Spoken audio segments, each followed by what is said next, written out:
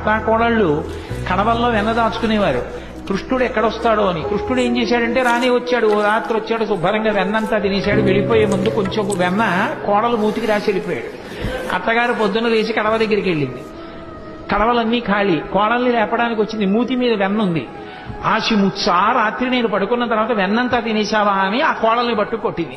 పిల్లలకి పాలు లేకుండా చేసేశాడమ్మా. సాయంకాలం అయ్యేటప్పటికి ఎక్కడి నుంచి వచ్చాడో దూడలన్నీ వదిలేశాడు. ఆవుల దగ్గర పాలన్నీ తాగేశాయి. మా పిల్లలు ఏడుస్తున్నారని కొంతమంది గోపకాంతలు వచ్చి చెప్పారు.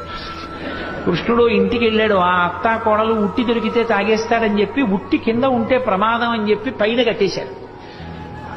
తీసుకెళ్లేదో చిక్కంలో పెట్టి పైన కట్టారు. రానే వచ్చాడు, చూశాడు. ఓహో, ఈ అత్తా కోడలు పైకి కట్టారా ఎలా అనుకున్నాడు.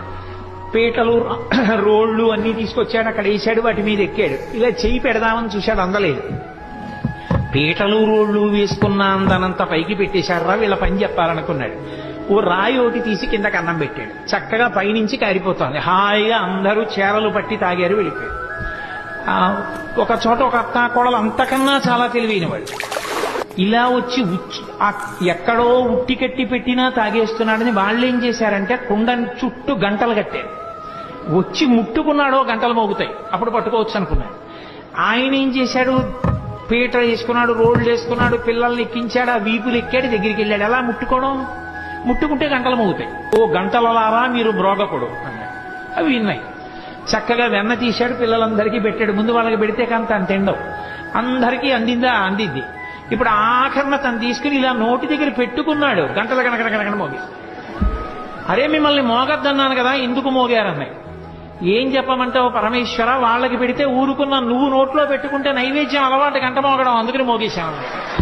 వచ్చిన పిల్లలకి అతిథులకి అన్నం పెట్టకుండా ఏమిటో బొమ్మలను అన్నీ పెట్టి నైవేద్యాలు అంటూ కూర్చుంటామేమిటి, నేనే పెద్ద పరమేశ్వరుండని చెప్పి ఆవిడ కళ్ళు మూసుకు ధ్యానం చేస్తుంటే చక్క చక్కెర పొంగలి అవి తినేసి మిగిలింది ఆ బొమ్మలకి రాసేసి వెళ్ళిపోయాడు. నాకన్నా వెళ్ళిపోయాడు, నీ తిన్నానులే చాలన్నాడు. ఎంతమంది ఎన్ని చాడీలు చెప్పారో. ఇన్ని చెప్తే ఆ యశోదంది, ఎందుకమ్మా అన్ని మాటలంటారు, మా పిల్లాడు ఎప్పుడు గుమ్మం దాటి వెళ్ళనివాడు అంటుంది. ఏదో ఒక గోపకాంత చాలా కాలం అయిపోయింది, ఎవరింట్లోనూ చిక్కపట్టలేదు ఈ కృష్ణుడు, వస్తున్నాడు వెన్నెత్తుకుపోతున్నాడు, ఎలా అయినా పట్టుకోవాలి. యశోద మా అబ్బాయి అలాంటి తప్పులు చేయడం మాని కదా అంటోంది.